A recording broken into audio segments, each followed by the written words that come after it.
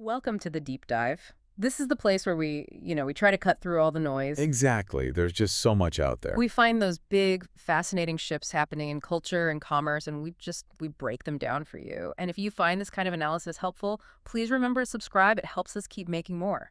Today's topic is a big one. It really is. We're dissecting a seismic shift, really. It's that moment when streaming content leaps off your couch and, well, lands right in the middle of the shopping mall. We are talking about Netflix House. Exactly. And our mission today is to really analyze how Netflix is using its immense library of shows and movies to reinvent, well, not just fan loyalty. No, it's much bigger. It's about the future of the American shopping mall itself. Right. So let's start with a question for you, the person listening. How deep is your connection to a show you love? I mean, would you actually pay money to physically step inside that world? Because that emotional leap, that's the multi-million-dollar bet Netflix is placing right now. It's a huge bet. It is, and it's a strategic game changer. This goes so far beyond just simple marketing. It's about real estate. It's about infrastructure. They're becoming a new kind of anchor store. That's it, exactly. Yeah. They're positioning themselves as a critical retail anchor in a world that, just doesn't have those big department stores anymore. And the scale is just staggering. Think about it. We're talking about over 100,000 square feet. And they're not building from scratch. They are deliberately taking over these huge voids. The old department stores. Yes, specifically former Lord & Taylor and Belk locations. They're taking these, retail corpses and injecting them with this vibrant, media-rich life. And it seems like the response wasn't just good, it was immediate. Oh, it was explosive. The Yeah. first two opened in late 2025. They picked these really key high-traffic locations. King of Prussia near Philadelphia and Galleria Dallas. Right. And the sources we have say both of them immediately drew, and this is a quote, unprecedented crowds of eager fans. It just proved that the demand was there, waiting. So that initial success, that must have just greenlit everything else. Absolutely. This isn't just a regional test anymore. The future projection is already logged in. There's a third location planned for 2027, And where are they putting that one? the Las Vegas trip, at the BLVD Las Vegas development. Wow. Okay, so putting a permanent 100,000 square foot branded experience on the strip, that's a statement. It's a huge statement. It signals they see this as a primary revenue-generating part of their entire business. It's about permanence. Okay, so let's unpack that. The sheer scale, that 100,000 square feet, that's the key to understanding the lifeline they're throwing to these struggling malls. It is. It's symbolic. They are literally plugging the financial and physical holes left by the retail apocalypse. And it has to be more than just filling an empty space. Of course. Yeah. You have to design a totally new kind of commerce for it to work. Exactly. And the design is what they call multi-experience. So it's not just a shop or just a restaurant. It blends everything together. Under one roof? Right. You've got these ticketed immersive adventures, escape rooms, that kind of thing. You've got themed dining, like their Netflix Bites restaurants. And then, of course, The exclusive high-margin merchandise. It's a complete entertainment destination. a destination inside a mall. And that's the strategic core of it, the mall revitalization. Yeah. Traditional malls, their stability depended on those huge anchor tenants. Like the ones that are gone now. Right. And when they went dark, it wasn't just the rent that disappeared. There are these things called co-tenancy clauses. Smaller shops could actually pay less rent if the anchors were gone. So it was a downward spiral for the mall owners. A huge financial spiral. So Netflix isn't just a fun new tenant. They are a financial stabilizer. They fix that structural problem overnight. And they bring the people. They generate massive foot traffic, which is exactly what the smaller, traditional stores desperately need to survive. And the locations make sense then. King of Prussia, Galleria Dallas, they're already top-tier malls. It's strategic. They're reinforcing existing success to make sure their own draw is as big as possible. But the community impact is also, immediate and verifiable. You mean jobs? Yes. We're talking about a substantial local economic impact. The source material points out that the Dallas venue alone employed over 270 skilled tradespeople just during the construction phase. That's a huge influx of capital before a single ticket is even sold. It's a powerful data point. So here's a question for you to consider then. Does this Netflix house model, does it really bridge that gap between us watching stuff on our screens and, real physical community engagement? Is it lasting?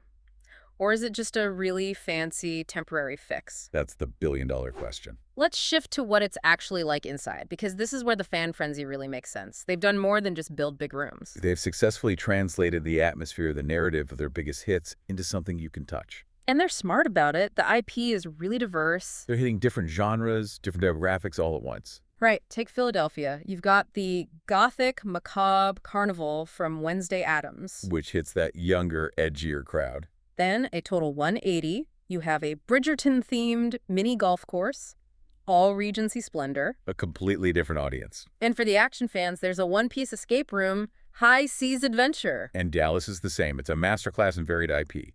The big one there is the Stranger Things Upside Down escape experience. Which they'd tested as a pop-up, right? Now it's permanent. A massive logistical undertaking. And right next to it, you've got the Squid Game trials. Which must be intense. Testing your courage and strategy, but, in a safe, ticketed way, obviously. And then they have cutting-edge stuff, like a K-pop Demon Hunters arcade. What does that involve? Advanced AR, motion capture tech. It's about immersing you in a completely digital environment within the physical space. It all looks incredible. Okay, so a key part of this must be accessibility. How do they actually get people in the door? It's a classic funnel model. Uh-huh. And it's really clever. Entry into the main space is free. Oh, really? Okay. Yeah.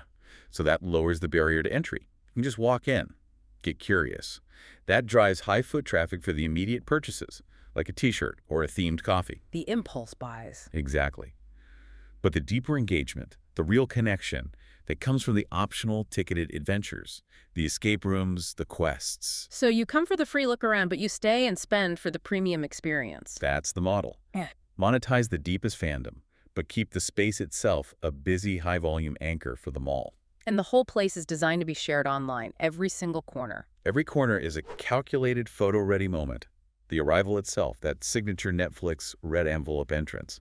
It's an instant brand identifier. You know exactly where you are. But inside, the investment in things you can post online is really an investment in free advertising. Life-size demogorgons, shimmering Bridgerton sculptures, those menacing figures from Squid Game. So the visitors are basically creating marketing content for Netflix. They're actively doing it. The organic social sharing just amplifies Netflix's cultural footprint in a way digital ads can't. You're not just watching the show anymore. You're an ambassador for it. Okay, let's challenge an assumption here because it's an easy one to make. This is not a theme park. That distinction is absolutely vital, especially when you look at the money involved. A Disney or Universal park, that's billions in capital, years to build, millions of square feet. Right. They're destination vacation experiences. You plan a trip around them. Netflix House is much more intimate, that 100,000 square feet. So what does that mean for how it operates? It means lower initial cost, for one, and much faster construction.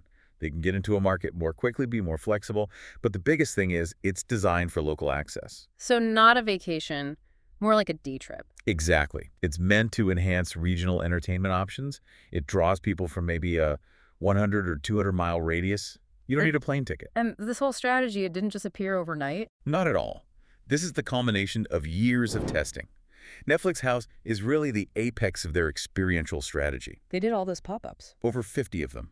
In 25 cities around the world. They learned what shows translated well, what people would pay for, what designs got the most buzz.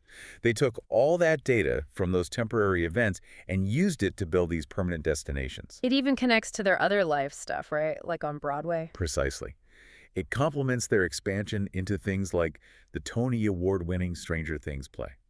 They are building a true multi-dimensional storytelling machine that goes way beyond just the streaming platform. It really is retail reimagined. It's a completely different model. They've merged entertainment and commerce so seamlessly. And that's the key. Yeah. You aren't just browsing for a souvenir. You're buying the prop replica because you just escaped the one-piece challenge. The purchase feels earned. It's emotionally validated. Which means you'll probably spend more. And that fusion of retail, technology, and storytelling, that's the insight for the whole industry. It's brilliant marketing disguised as high-margin retail. So that leads to a bigger question for you, for everyone listening. Beyond Netflix, who else could pull this off? Which other streaming or digital brands have the deep library of IP and, the fan loyalty to execute something like this? It's a short list. You need a lot of beloved content to fill space that big. So to sum up, Netflix House is this pioneering blend. It's retail, it's entertainment, it's intense fandom, and it's turning these symbols of retail decline, those empty department stores, into these vibrant cultural hubs. And for creative professionals, I mean, this is a gold rush. Digital storytelling now has to be paired with physical design, with architecture, with interactive tech. It's a whole new frontier. This whole investment, it just confirms it. The streaming giants now believe they have to create these permanent, real-world destinations to keep us subscribed. The 2027 Vegas location, the talk of future markets worldwide, this isn't a fad. This is their future growth strategy. They're reshaping how we engage with brands, with spaces, and at least for now, they seem to have solved the biggest real estate problem in America. But Okay. before we go, let's circle back to that critical tension we mentioned. And let's leave you with one final provocative thought to really chew on. Okay. If the success of Netflix House is measured by constant foot traffic and all that social media buzz, what is the realistic shelf life of one of these places? This huge 100,000 square foot experience is based on a TV show that will eventually end, or maybe just lose its cultural relevance. What happens to that massive customized space then? A very high-stakes question indeed. Thanks for joining us for this deep dive. We'll see you for the next one.